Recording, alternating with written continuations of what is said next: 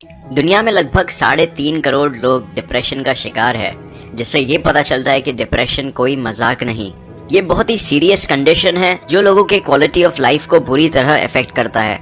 लेकिन एक डिप्रेस्ड इंसान के दिमाग में एग्जैक्टली चल क्या रहा है जो उसे इतना डिप्रेस्ड बनाता है? ऐसा क्यों है कि आप अपने किसी करीबी इंसान जो डिप्रेस्ड है उससे स्ट्रांग बनने के लिए या डिप्रेशन से झटक के बाहर आने के लिए कहते हो, लेकिन उनसे ये नहीं हो पाता है? क्या इन दुख से भरे फीलिंग्स के पीछे कोई बायोलॉजिकल रीजन है? तो चलिए जानते हैं ये आज इस वीडियो में। तो पहले बहुत से डॉक्टर्स और साइंटिस्ट ये बिलीव करते थे कि डिप्रेशन सिर्फ एक टाइप का केमिकल इम्बैलेंस है ब्रेन में, एक टाइप का न्यूरोट्रांसमीटर केमिकल जिसका नाम है सेरोटोनिन। इसकी अक्सर डिप्रेस लोगों के ब्रेन में कमी पाई जाती थी। ये केमिकल बहुत इंपॉर्टेंट है हमारे लिए और इसे फील गुड केमिकल कहा जाता है क्योंकि ये हमें अच्छा और खुश फील कराता है। तो ये केमिकल की मात्रा ब्रेन में बढ़ाने के लिए doctors anti depression tablets prescribe करते थे जो कि डिप्रेशन को कुछ हद तक ठीक करता था। तो इससे ये पता चलता था कि डिप्रेशन में कुछ केमिकल्स का हाथ जरूर है, बट ये बात इतनी सीधी नहीं थी। रिसर्चर्स में पाया गया कि और भी दिमाग में कुछ डीप प्रॉब्लम्स है जो बार बार एक इंसान को डिप्रेस्ड बनाते हैं। तो सवाल ये है कि प्रॉब्लम्स क्या है और इनसे हम कैसे छुटकारा पा सकते हैं। कुछ क्लिनिकली डिप्रेस्ड लोगों के ब्रेन स्कैन्स ने ये दिखाया कि उनके ब्रेन के कुछ हिस्सों में सेल्स यानी कि कोशिकाओं के ग्रोथ और कनेक्शन में प्रॉब्लम्स थे। उनका हिप्पोकैम्पस जो एक हिस्सा है जो ब्रेन में यादें और जज्बातों को कंट्रोल करता है, वो बाकी लोगों के ब्रेन से बहुत छोटा था। और भी कुछ हिस्सों में ये सेल्स के ग्रोथ का स्लो हो जाना देखा गया। इसके पीछे मेन रीजन था स्ट्रेस।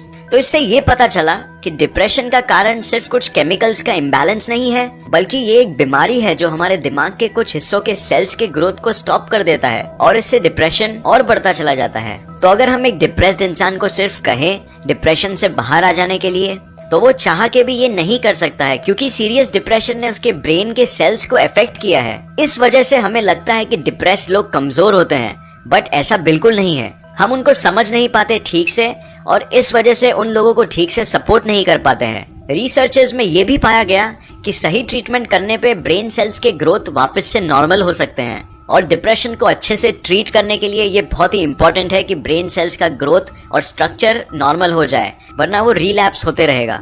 इसीलिए बहुत से लोगों का डिप्रेशन बाइपोलर होता है, यानी कि कुछ समय के लिए वो खुश रहेंगे और अचानक से दुखी हो जाएंगे विदाउट एनी रीजन। इसको मेडिकली और थ्रू प्रॉपर काउंसलिंग ट्रीट किया जा सकता है। रिसर्चर्स में पाया गया है कि एंटी डिप्रेसेंट मेडिसिन जैसे हमने जाना सेरोटोनिन को बढ़ाते हैं, ये साथ में और केमिकल्स भी रिलीज करते हैं जिससे इनडायरेक्टली ब्रेन सेल्स का ग्रोथ वापस से शुरू होने लगता है। इस ब्रेन सेल्स के ग्रोथ को हम कहते हैं न्यूरोजेनेसिस। इस वजह से साइंटिस्ट बिलीव करते हैं कि डिप्रेशन के ट्रीटमेंट के वक्त मेन फोकस होना चाहिए ऑन न्यूरोजेनेसिस क्योंकि ये कहीं ज्यादा इंपॉर्टेंट है। बट जबकि न्यूरॉन्स और केमिकल्स अपना डायरेक्ट इन्फ्लुएंस डालते हैं, कुछ जेनेटिक फैक्टर्स भी है जो डिस्कवर किए गए हैं। एक स्टडी में पाया गया था कि सेरोटोनिन ट्रांसपोर्टर जीन में कुछ वेरिएशंस काफी हद तक डिप्रेशन से लिंक्ड है। हर इंसान में इस जीन के 2 कॉपीज होते हैं, एक कॉपी मॉम से मिलता है और दूसरा कॉपी डैड से, और ये जीन या तो शॉर्ट हो सकता है या तो लॉन्ग। तो स्टडी में 800 पार्टिसिपेंट्स थे जिन्हें ट्रैक किया गया था 5 सालों के लिए डेटा निकालने के लिए, और रिसर्च में ये पाया गया कि 33% लोग जिनके पास एक शॉर्ट कॉपी और एक लॉन्ग कॉपी था इस जीन का, वो लाइफ के स्ट्रेसफुल घटनाओं के बाद डिप्रेस्ड हो जाते थे, और जिन लोगों के पास 2 शॉर्ट कॉपीज थे वो और भी ज्यादा डिप्रेस्ड हो जाते थे। और दूसरी तरफ जो लोगों के पास 2 लॉन्ग कॉपीज थे इस जीन के, वो बहुत बेटर हैंडल कर पाते थे लाइफ के स्ट्रेसफुल घटनाओं को।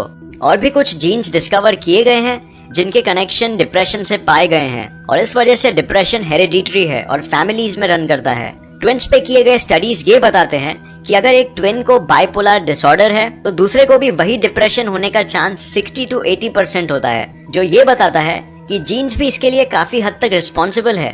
तो ये सब चीजों से हमें ये पता चलता है कि डिप्रेशन सिर्फ एक साइकोलॉजिकल कंडीशन नहीं है, बल्कि इसके फिजिकल इम्प्लीकेशंस भी है और कुछ जीन्स भी इसके लिए रिस्पॉन्सिबल होते हैं। तो ये सब सुन के अगर हम किसी इंसान को जानते हैं जो डिप्रेशन से सफर कर रहा है, तो हमें उनको और समझाने की कोशिश करनी चाहिए और प्रॉपर मेडिकल अटेंशन देना चाहिए। हमें उन्हें कमजोर फील कराने की जगह एनकरेजमेंट देना चाहिए, क्योंकि ये इतना आसान नहीं होता है कि हम सिर्फ उन्हें डिप्रेशन से बाहर आ जाने के लिए कहें और वो ये चीज आसानी से कर पाए। और जो लोग डिप्रेशन से सफर कर रहे हैं, साइंटिस्ट्स ये बताते हैं कि डिप्रेशन के वक्त अपने आप को लोगों से अलग नहीं करना चाहिए, क्योंकि जानवरों पे किए गए स्टडीज ये बताते हैं कि सोशल आइसोलेशन डिप्रेशन को और भी बढ़ा देता है, और उसके ऑपोजिट फैमिली और फ्रेंड्स के साथ फीलिंग्स शेयर करने से डिप्रेशन कम होता है। तो ये वीडियो के लिए बस इतना ही। उम्मीद है आपको ये वीडियो पसंद आया और इससे नया कुछ जरूर सीखने मिला।